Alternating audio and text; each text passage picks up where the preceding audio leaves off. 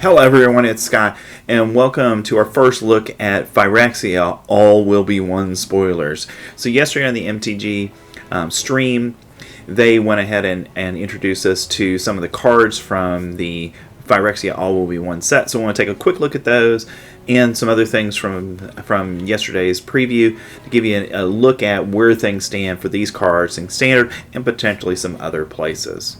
So before we get started though, special thanks to Caffeinated Gamers for sponsoring our video.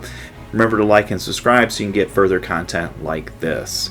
Alright, let's get started with our previews. So to start with, we have Jor Caden, first Gold Warden, who is a Boros, in Boros colors, who's a human rebel and a legendary creature, a 2/2. It has trample.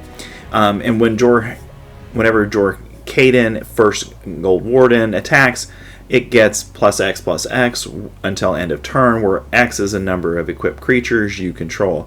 Then, if Jor Caden's power is 4 or greater, you get to draw a card. So, potentially a good draw engine here if you've got a number of equipped creatures. One of the things that we're really not seeing currently in Standard is equipment being used very much, even though there's some decent equipment out there. So, it'll be interesting to see if a equipment-based deck might form to support Jor Caden's abilities here. And the big thing with this is it's going to have to be multiple things that are equipped for his ability to really trigger. So not how good this is going to be in Standard, because typically when we do see kind of equipment or aura-based stuff, we're trying to push it all into one creature. And for Jor Caden's ability, that doesn't work very well. Next, we have Slow Bad Iron Goblin. For 2 and a red, we get legendary Phyrexian Goblin Artificer, who's a 3/3, so decent stats. And if you sacrifice an artifact, you get to add an amount of red mana equal to the sacrificed artifact's mana value. Spend this mana only to cast artifact spells or activate abilities of artifacts. So, interesting ability. Not sure if it's really Standard playable, because right now we haven't, even though we're a month into the Brothers War Standard season, really haven't seen an artifact-based deck come about. But potentially because of the prototype abilities, we could see, in a prototype deck where you're playing stuff for its prototype ability and then later sacrificing it and getting a lot of red mana. But again, it's really a kind of a specific type of deck that this would require. So it's probably better in Commander, where you do see artifact-based decks, where Slow Bad Iron Goblin makes perfect sense as a card to include in your 99. Next, we have Blue Sun's Twilight. And this is a callback to Blue Sun Zenith from the new Phyrexia block. So we're expecting to see a series here of spells that will probably be called something Twilight. So this one is in blue, and for X and 2 blue mana, you get a sorcery where you get to gain control of target creature with mana value X or less. If X is 5 or more, create a token that's a copy of that creature. So if you can invest 7 mana here, not only do you get your opponent's creature, you get a copy of that creature as well. I expect this to see it at a minimum sideboard play in Standard, because the ability to say, take control of your opponent's Sheoldred, or take control of another large creature like a Titan of Industry that somebody's playing. That's a really powerful ability, so I can see definitely the scene play as a sideboard card in the right deck, maybe as a main board card in control decks, as a way of getting something to use as a finisher for your deck, just taking your opponent's best creature and using it against them. So it'll be interesting to see how it fits into Standard, but I think it's definitely playable. Next, we have Phyrexian Obliterator. For 4 black mana, you get a creature that's a Phyrexian Horror. That's a 5/5. It's a mythic rare, and it has trample. And what makes Phyrexian Obliterator a very good card is it's whenever a source deals damage to Phyrexian Obliterator, that source's controller sacrifices that many permanents. So unless you have a direct removal spell that doesn't do damage, like Go for the Throat or something like that, or Destroy Evil to take this out, what you're going to have is anytime you do damage to this, you end up having to sacrifice permanents. So I think we're going to see the mono black deck play this, probably as a couple copies of it. Obviously the 4-slot is already filled with Sheoldred, but maybe you add a couple copies of this to enhance the game plan of the deck, because nobody's going to want to block this, because every time you block it you're going to have to sacrifice stuff. So you're going to have to find a way to get rid of it without actually doing damage to it. And this is a reprint from the new Phyrexia set, so we've seen a little bit of standard play before, so I expect to see some standard play again. Next we have our first Planeswalker from Phyrexia, All Will Be One, and this is Koth, Fire of Resistance. Again, a callback card to new Phyrexia block, and what we get here for 4 mana, 2 colorless, and 2 red is a legendary Planeswalker Koth with 4 loyalty. Its plus ability, you could search your library for a basic mountain card, reveal it, put it in your hand, then shuffle. So its plus ability, really is a ramping in red, which we don't really see very often, but he ramps red decks, which could be important for mono red decks, because sometimes one of the problems they have is they kind of get stuck in mana places and they can't go any further. So Koth potentially has some value there.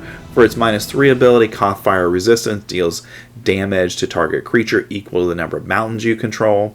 And at -7, you get an emblem with whenever a mountain enters the battlefield under your control, this emblem deals 4 damage to any target. So Koth's ultimate ability, I think that's why you would want to play him. So you're going to plus it twice, get a couple mountains, ramp yourself up, hopefully be able to protect Koth in the interim.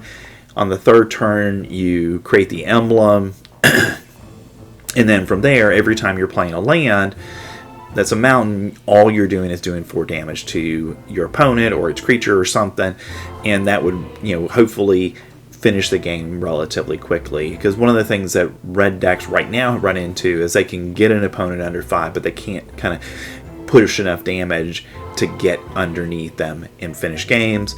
This potentially is a good mid-game card. I don't see it more than 1 or 2 of in a deck, but it's an interesting card to consider for mono red decks, and maybe some other decks out there as well that would be interested in something like this. Now, what we learned from the preview stream was that we're going to see a total of 10 Planeswalkers in Phyrexia, All Will Be One. And these are the 10 Planeswalkers that we're going to see. We're going to see Jace, we're going to see Kaido, we're going to see Kaya, we're going to see obviously Koth, who we just previewed, we're going to see Luca, we're going to see Nahiri, we're going to see Nissa, Tyvar Kell, we're going to see the Wandering Emperor, and we're going to see Varashka as well. Now, the interesting thing about what they said in the preview stream was this: 5 out of the 10 are going to be completed Planeswalkers. So the question is, which of those are going to be which Planeswalkers are going to be completed? And at this point, we don't know. We know obviously Koth is a uncompleted Planeswalker, so 5 out of the 9 remaining are going to be completed. And obviously, since they completed Ajani, it's going to be interesting to see what they do with the rest of these Planeswalkers. And that brings us to our last preview card, which is the best card of the day.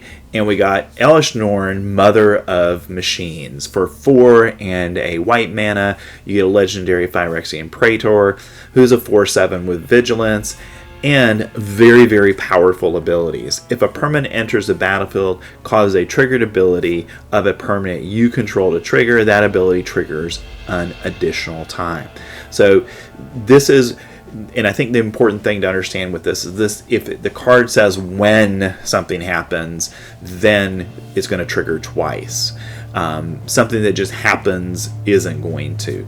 But more importantly, when we think about this in a control setting, permanents entering the battlefield don't cause abilities to trigger that are your opponent's control. So when your opponent plays cards, their triggered abilities, like when you enters the battlefield, you get to draw a card. Well, that's not going to happen. So the ability to shut down your opponent, I think, is actually really, really important and powerful.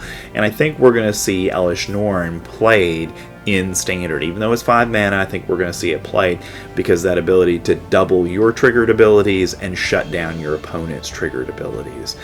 And as a 4/7, you know, Elish Norn is going to be a card that's going to be hard to deal with, particularly for a lot of decks without direct removal. So expect Elish Norn to find a home somewhere in Standard. I don't know if the Esper deck wants it. Probably not, but we're going to see some decks that are going to develop around Elish Norn. Probably more of a controlling deck, but we're definitely going to see them. Alright, and that's the preview cards that we have for today, but before we go, I wanted to kind of give you an outline of what we're expecting to see.